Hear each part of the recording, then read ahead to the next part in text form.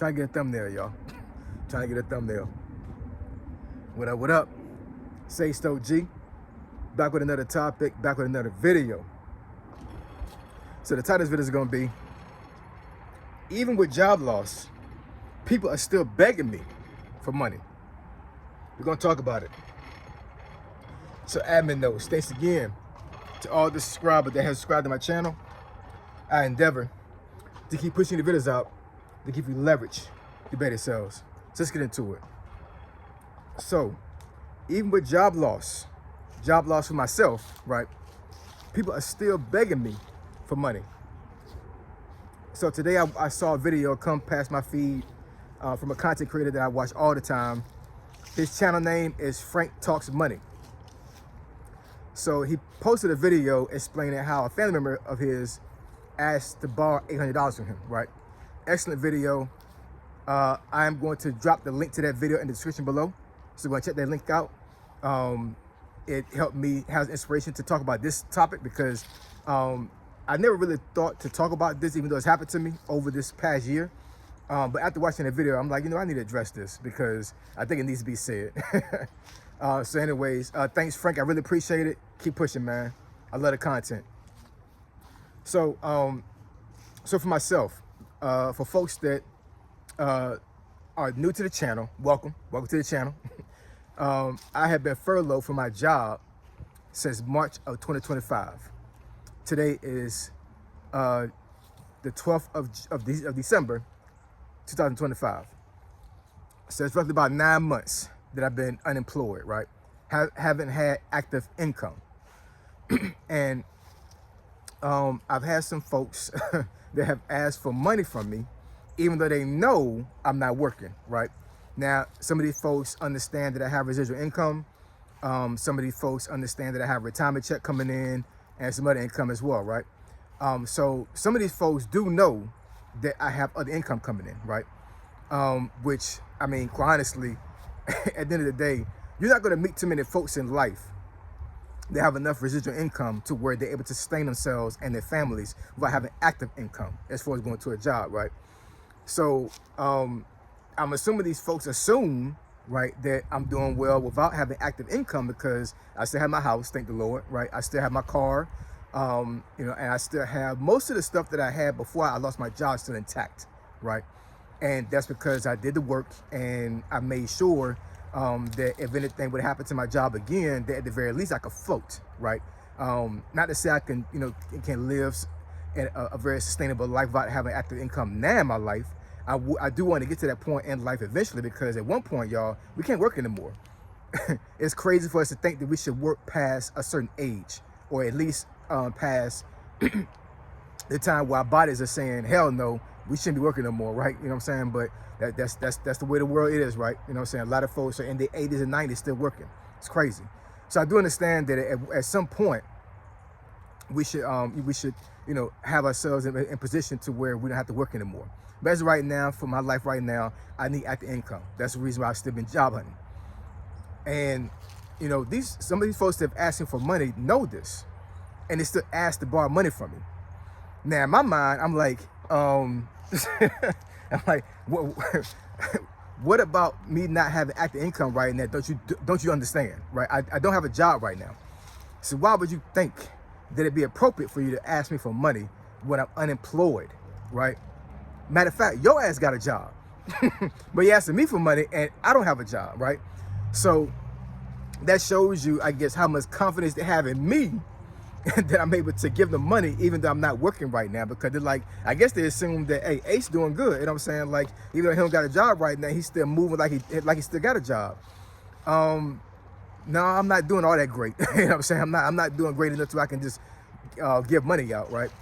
So I had commented on Frank's video, and I stated in that comment that I had not lent money out to anybody since 2014. That was the year I came back from Afghanistan. Now, before then, I was in Korea for about 2 years, and then before that time, I was in Georgia, right? And I explained on this channel a couple of times before that the recession of 2008 really broke me financially. And it took me a long time to recover from that, long time. I was in a really, really bad financial position during that time for those 3 years. So when I left Georgia and I went to Korea, I started to build my income position back up, right?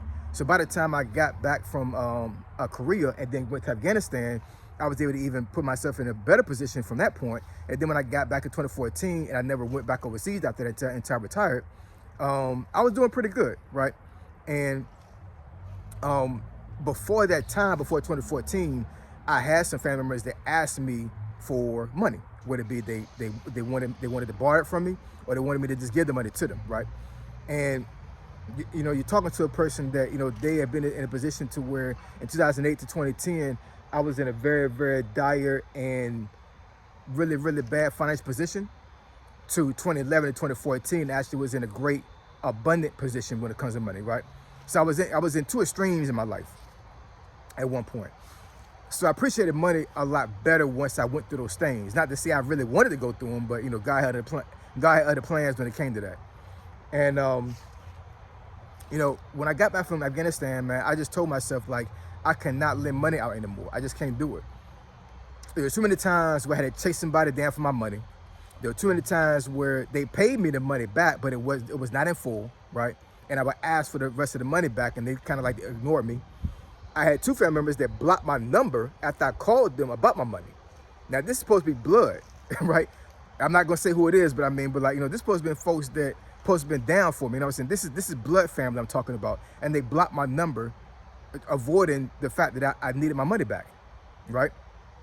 So after all that stuff, man, I'm like, yo, I can't do it no more. If I got the money, I'll give it to you, and that's what I've been doing for the last 10, 11 years. If I have the money and I trust your situation is genuine, then I'll just give you the money, right? I'm not going to ask for the money back, because, you know, at the end of the day, I cannot put myself in a mental position anymore to where I'm thinking that I'm going to get paid back for the money I lent out, and it's not happening, right? And there's been so many relationships that have been ruined over time, whether it be my family or other family members or other people, where money has been a wedge between that relationship, because, you know, you're supposed to be a standard person when it comes to living money, receiving money for somebody else, right? I, for myself, anytime I've actually asked for money, I've always paid that money back with interest. Whether it be I bought it from a family member or I bought it from a friend. And it's been over a decade since I asked for money from anybody, right? And, you know, when I was asked for that money, man, I was in a really, really desperate position. And, you know, it was embarrassing. I was at my last straw when it came to finances.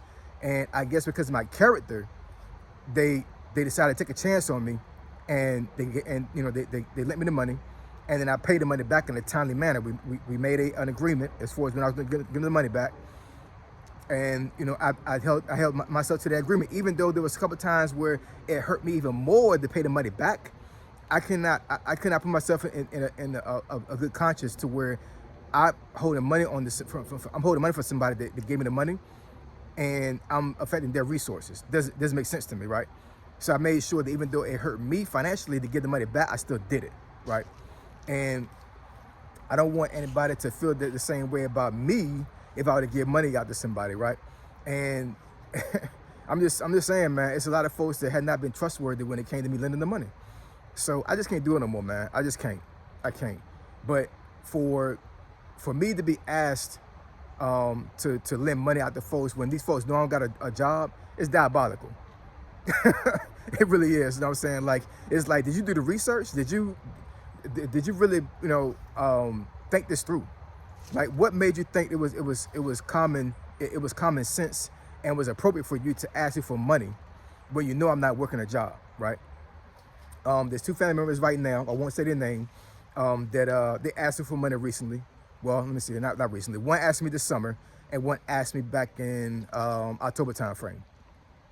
And these are two family members that that normally would not have asked for anything, right? These are folks that that I know for a fact that because they asked me, they must have been at the very last end of their rope, right? Because these are folks that they're very prideful, and I just don't see themselves just like normally just, you know, openly asking somebody for money. So for them to ask me for money, man, it was I know it was probably tough for them. And unfortunately, I had to decline. I had to tell them no, right? Because, you know, at the end of the day, I'm not actively working for money right now. And my finances, for the most part, are streamlined to the point where like I need to have active income. I'm still floating. I'm still doing what I got to do, but it's rough. I've had to cut off a lot of things to make sure that, you know, the mortgages being paid, the lights still on, all those things, right? And, you know, at this time in my life, I want to be comfortable. I shouldn't be struggling at 47. You know what I'm saying? You know, so that's why I'm trying to find a job. But until then, I'm still able to sustain myself. Thank the Lord, I'm able to do that. But I don't have any resources to give anybody else, whether it be me giving it to them or lending it to them, because I'm not actively working right now, right? So, like I said, unfortunately, I had to tell them no. And I mean, it was rough. You know, I mean, these are two family members that I really respect, but they understood and they were not mad at me. They weren't. Now, I encourage you to watch the video that Frank is explaining, because his is a different perspective, right? So I'm giving you a different perspective from what he's talking about. But that video is, like I said, it's very informative.